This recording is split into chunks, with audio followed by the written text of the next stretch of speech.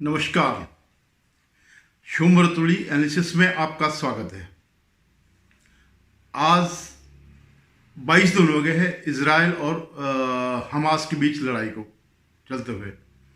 लोग भूले नहीं होंगे जो 7 अक्टूबर का दिन था, जब सुबह सुबह जब इजरायली लोग अपना त्यौहार मना रहे थे तो हमास के आतंकियों ने 5000 रॉकेट दागे और हजारों 1400 के करीब उन लोगों की जान ले ली, कईयों को बर्बाद कर दिया, कईयों को घायल कर दिया। और आगे जब ये लड़ाई चली, जब इजराइल ने इसका प्रतिकार किया तो उन्होंने वहां से 250 नागरिकों को बंधक बना दिया हमास ने। उसके बाद से इजराइल ने जो पलटवार किया तो गाजा पट्टी को ऑलमोस्ट तबाह की ओर ले जा रहा है। उन्होंने गाजा पट्टी के जितनी भी बिल्डिंग्स थी, जहां संभावनाएं थी कि यहां हमास के आतंकवादी हैं छिपे होंगे, उसको जो है नेस्ताबूद कर दिया, बमबारी करके नेस्ताबूद कर दिया। जो हमास पहले ये समझ रहा था कि हमने बड़ी विजय प्राप्त करी इजरायलियों को मार करके, और सिर्फ हमास ने नहीं खुशी व्यक्त करी, हमारे देश में कई लोगों ने इस बात पर बड़ी खुशी व्यक्त करी कि हमास के आतंकियों ने इजराइल पर बमबारी की, इजराइल पर रॉकेट का हमला किया, वहां के लोगों को मारा, उनके साथ अमानवीय कार्य किया, महिलाओं के साथ रेप किया, उनकी नग्न लाशें घुमाई, बच्चों को मारा। इस ढंग से इस पर वो खुशियां व्यक्त कर रहे थे। एक वही नहीं बल्कि अंतर्राष्ट्रीय स्तर पर भी हमास के समर्थन में कई राष्ट्रों में जितने भी मुस्लिम लोग हैं वो उनके समर्थन में उतर आए। अभी जब इजराइल ने पलटवार किया तो उनकी हालत खराब हो गई। पहले तो हमास धमकी देता रहा कि हम प्रतिरोध करेंगे, वहां से लेबनान से भी जो है आतंकी आने लग गए, वहां से भी आक्रमण हुआ, तो इजराइल ऑलमोस्ट चारों तरफ से घिर गया था। लेकिन उसने हिम्मत नहीं हारी।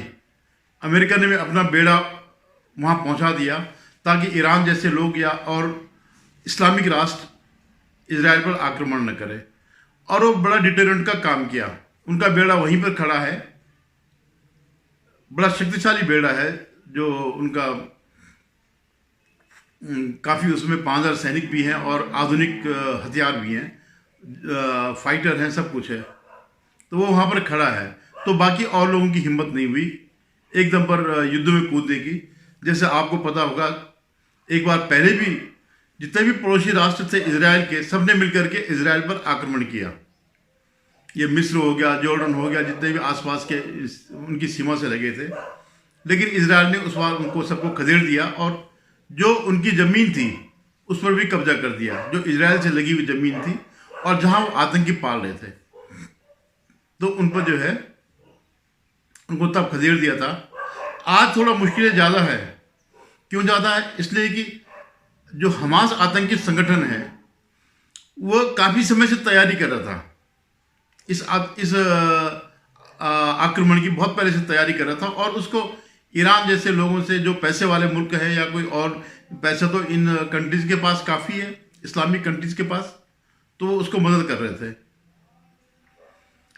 तो अब जब उनकी हालत खराब हो गई है गाजा पट्टी के लोगों की, तो ये एक यूनाइटेड नेशन में प्रस्ताव लाए, एक special session UNGA, United nation general assembly में, जिसमें तत्काल संघर्ष विराम की बात की गई, और जो वहां के रहने वाले हैं, गाजा पट्टी में जो रहने वाले हैं, उनको मानवीय सहायता देने की बात की गई। लेकिन इसमें कहीं, इस प्रस्ताव में कहीं भी ऐसा नहीं था कि जो बंधक इन्होंने बना रखे हैं हमास ने, या हमास ने जो ये लड़ाई शुरू करी, जो अपना बीभत्स रूप दिखाया, उसकी कोई निंदा की गई हो। तो ये जॉर्डन ये प्रस्ताव लाया, और पाकिस्तान से लेकर 40 देशों ने जो है, मालदीव, पाकिस्तान और इस ढंग से 40 देशों ने इसका समर्थन या को स्पॉन्सर थे। ये जो प्रस्ताव जो लाया गया वो 120 इसके पक्ष में पड़े, 14 विरोध में पड़े और 45 एब्सेंट रहे। उन 45 में भारत भी था। आज जो है इस बात को लेकर कि भारत अनुपस्थित क्यों रहा, भारत में ही एक मीडिया का एक वर्ग, खासकर जो जिनपिंग के द्वारा पोषित है, वो भारत की आलोचना कर रहा है कि मोदी जी ने जो है ऐसा किया वैसा किया, जो है इससे हट करके अपना 56 इंच का सीना नहीं दिखाया। और जो जो जितनी निंदा वो कर सकते हैं उतनी निंदा वो कर रहे हैं मोदी जी की। और मीडिया के अलावा जो इस्लामिक जो इनके समर्थक यहाँ पर हैं, हमास के समर्थक जो है यहाँ पर, वो भी इस बात की निंदा कर रहे हैं कि भारत एब्सेंट क्यों रहा। लेकिन भारत एब्सेंट से पहले भारत एक प्रस्ताव लाया था, मतलब कनाडा ने स्पॉन्सर किया था। उस प्रस्ताव में यह था कि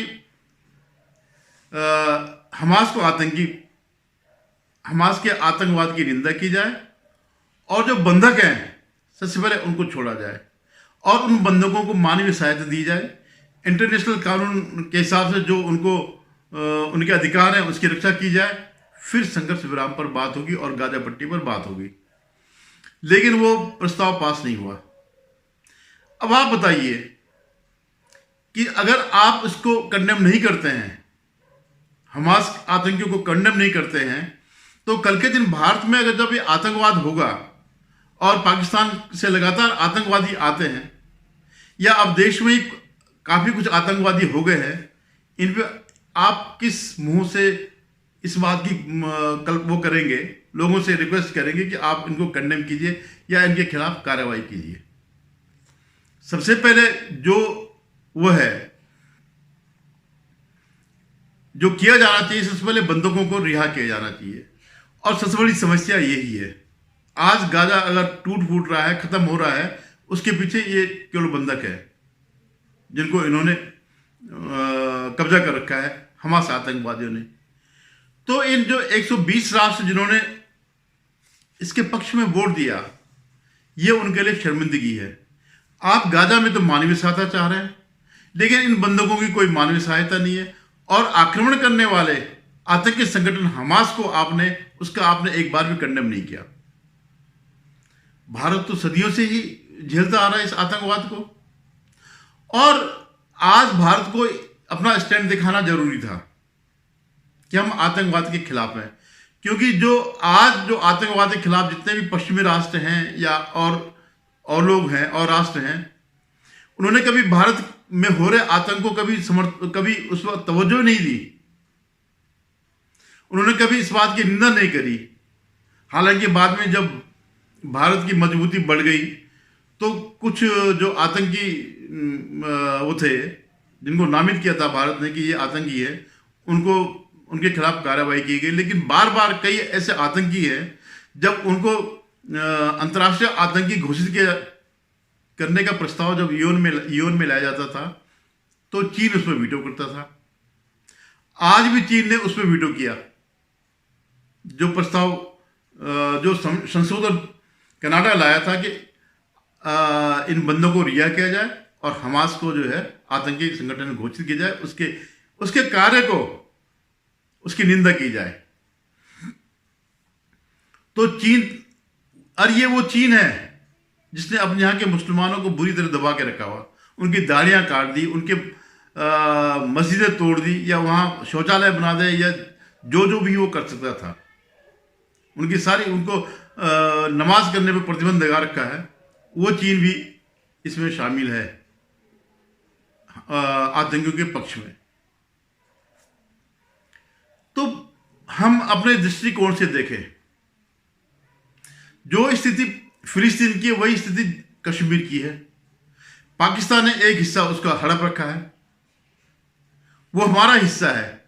लेकिन जब भी इसमें कोई प्रस्ताव आता है तो ये सारे जो 120 देश जिन्होंने आज हमास के पक्ष में मतदान किया, वो तब भी वहां पर मतदान करते हैं उनके पक्ष में, पाकिस्तान के पक्ष में। तो हम क्यों नहीं अपना पक्ष मजबूत करें? हम क्यों नहीं आतंकवाद के सामने अंतर्राष्ट्रीय स्तर पर एक मिसाल पेश करें? हम क्यों वोट बैंक की, जो कांग्रेस की पॉलिसी हुआ करती थी वोट बैंक की, कि नहीं उनका मुंह देख करके अगर हम किसी आतंकी का विरोध करते हैं तो मुस्लिम वोट नाराज हो जाएगा, और इसी आधार पर कांग्रेस राज ने जो है, कांग्रेसियों ने कई आतंकी छोड़े भी है। ऐसा नहीं कि जैसे वाजपेयी जी के टाइम पर जो आतंकी छोड़े गए थे, क्योंकि उन्होंने वहां बंधक रखे थे, जो जहाज में बंधक रखे थे, जो जाकर के छोड़ा। आज वही स्थिति इजराइल के सामने है, उसके लोग बंधक पड़े हुए, और ये इनकी एक प्रैक्टिस बन गई है। इन्होंने केवल भारत के साथ नहीं किया या इजराइल के साथ नहीं कर रहे हैं, बल्कि पूरी दुनिया में जगह जगह उन्होंने अमेरिका तक के साथ ऐसे किया। कई देशों में जो आतंकी है, इनका एक बड़ा सरल हुआ है कि लोगों को बंधक कर लो, फिर लोग छुड़ाने आ जाएंगे, जैसा आज कतर ने किया। आपको पता होगा, कतर ने हमारे 8 नेवी ऑफिसर्स को फांसी की सजा सुना दी आज कल, मतलब जब भी, कि ये जासूसी कर रहे थे। ये सिंपली एक एम्प्लॉय थे किसी कंपनी के, जिसका मालिक कतर वाला ही था, कतर का ही नागरिक था वो। और उन्होंने पहले तो सबको गिरफ्तार किया, 1 साल पुरानी बात है। तो उस मालिक को तो छोड़ दिया और सबको छोड़ दिया, लेकिन हमारे 8 जो रिटायर्ड नेवी ऑफिसर थे, उनको जो है फांसी की सजा सुना दी। तो ये क्यों है? क्योंकि उनको पता है कि यूनाइटेड नेशन में इस समय प्रस्ताव आना है, और वहां पर भारत को मजबूर करने के लिए कि उनके पक्ष में वोट करे, इसलिए ये आतंकी देश ने भी ऐसे ही किया। और सबसे शर्मनाक बात क्या है, जब कतर ने इन लोगों को फांसी की सजा सुनाई, तो जो भारत में जो हमास समर्थक हैं या जिनपिंग समर्थक लोग हैं या कांग्रेस समर्थक हैं, वो व्यंग्य कस रहे हैं, वो इसमें राजनीति कर रहे हैं कि मोदी जी ने क्यों नहीं छुड़ाया। मोदी जी वहां के कोई मुल्ला हैं, वहां के अमीर हैं, वहां के शेख हैं क्या कि वो यहां से आदेश दे दें? अरे ये तो घोषित, जितने भी इस्लामिक कंट्री घोषित आतंकी कंट्री हैं। वो तो आप गनीमत मानिए कि उसके बावजूद जो है भारत के संबंध इनसे अच्छे हैं। उसके पीछे रणनीति है, किस ढंग से भारत ने इनसे संबंध सुधारे बगैर बहुत ज्यादा झुके हुए। और यही जो पैसे वाले जो अरब कंट्रीज है, ये नहीं चाहते हैं। इनके पास ले देकर के एक तेल का वो है, और दूसरा हमारे देश के जो लोग हैं जो वहां पर काम करते हैं, उनको एक बंधक बनाकर इन्होंने रखा हुआ। जब मर्जी आगे किसी को भी सजा सुना दी। मुझे अच्छी तरह याद है, मैं एक समय दुबई में था, तो यहाँ हिंदुओं ने, यहाँ के हिंदुस्तान के भारतीयों ने जो है, जो भारतीय मुस्लिम हैं, कईयों की जो है सोशल मीडिया पे फेसबुक पोस्ट को जो है उनके सरकार को दिया कि ये एंटी इस्लाम है, और कई लोग जेल गए। मुझे पता भी नहीं है कि कितने लोग उसमें छूट गए थे, कितनों को सजा हुई है और कितने साल की सजा है। तो हिंदू जो वहाँ रह रहे हैं इन इस्लामिक कंट्री में, तो उनके यहाँ तो एक ही वो है बहाना, ईश निंदा पर जो है कहीं पर भी कुछ भी कर लो। और आपने पाकिस्तान में देखा होगा किस तरह उन्होंने एक ईसाई को जलाया था, एक ईसाई परिवार को जलाया था। ऐसे ही ये पूरे वर्ल्ड में करते हैं, ईश निंदा के नाम पर कुछ भी करेंगे। इनके यहाँ लोकतंत्र तो है नहीं। भारत की तरह तो ऐसा नहीं है कि आप सीए के खिलाफ वो करो, प्रदर्शन करो, हिंसा करो, दिल्ली को जला दो। उनके यहाँ तो ये कि अगर आप जो उन्होंने बोल दिया वो फाइनल। और इसी हमारे इस लोकतंत्र का जो फायदा उठा रहे आतंकी समर्थक जो भारत में है, वो इस लोकतंत्र का फायदा उठा रहे। अभी एक सिद्धार्थ वरदराजन है, द वायर का मालिक है, अमेरिकन सिटीजन है, और भारत में जो है जो कुछ लिखता है वो भारत के खिलाफ ही लिखता है। उसे देखते कम लोग हैं, लेकिन पैसा कहाँ से आता है ये वरदराजन जानता होगा, या आप अंदाज लगा सकते हैं ये पैसा कहाँ से आता है। वैसे वामपंथी है तो जिनपिंग भी इस मामले में काफ़ी वो है, उदार है। जो भी भारत के खिलाफ लिखेगा उसको पैसे देने में तो जिनपिंग को कोई कमी नहीं है। आपने देखा होगा, न्यूज़ क्लिक का मामला देखा होगा, तो वो उसने पूरा आर्टिकल जो लिखा भारत के खिलाफ लिखा, भी भारत की निंदा करी कि भारत ने जो है बेइज्जती कराई अपनी, कि उनके साथ खड़े नहीं रह करके, कि शांति के साथ या समझौते के साथ खड़े नहीं रखे, नहीं भारत खड़ा हुआ। लेकिन उस शख्स ने ये जिक्र नहीं किया है कि जो ने जिस अमेंडमेंट के पक्ष में वोट दिया कि वो जो बंधक बनाए गए हैं उनको छुड़ाया जाए, उनको मानवीय सहायता दी जाए, उनको अंतर्राष्ट्रीय जो कानून है उनके हिसाब से उनको रखा जाए। तो ऐसे ऐसे भारत विरोधी लोग भारत में ही बसे हुए हैं। वो जब हमारे स्वर्गीय जनरल जो पहले सीडीएस थे बिपिन रावत जी जब कहते थे कि भारत 2.5 मोर्चे पर लड़ता है, एक मोर्चा चीन, एक मोर्चा पाकिस्तान और आधा मोर्चा ये भारत के अंदर, तो ये वरदराजन जैसे लोग, या अभी मैं देख रहा हूँ जितने भी यहाँ पर मुसलमान नेता हैं जो अपने को इनका ठेकेदार समझते हैं, जो इन गरीब लोगों की कीमत पर अपनी नेतागिरी चलाते हैं, वो भी सब यही कर रहे हैं। तो हालांकि यूएनजीए का जो प्रस्ताव होता है उसको कोई मायने नहीं रखता है, और इजराइल आज भी उनको, उसने कल रात से बड़ी बमबारी करी है, उसको अपना अभियान तेज कर दिया है। उसको पता है कि एक न एक दिन इतना दबाव पड़ेगा कि मुझे सीज फायर करना पड़ेगा, तो उससे पहले वो जितने भी हमास के आतंकी अड्डे हैं उनको ख़त्म करना चाह रहा है। तो देखिए आगे क्या होता है। अभी तो 20-22 दिन हुए, और अगर ये बंधक हमास के पास नहीं होते तो ये युद्ध 4-5 दिन में, 1 हफ्ते में ही ख़त्म हो जाता है। धन्यवाद। अगर आपको मेरा ये वीडियो पसंद आए तो इसे लाइक करिएगा, शेयर कीजिएगा और सब्सक्राइब करिएगा।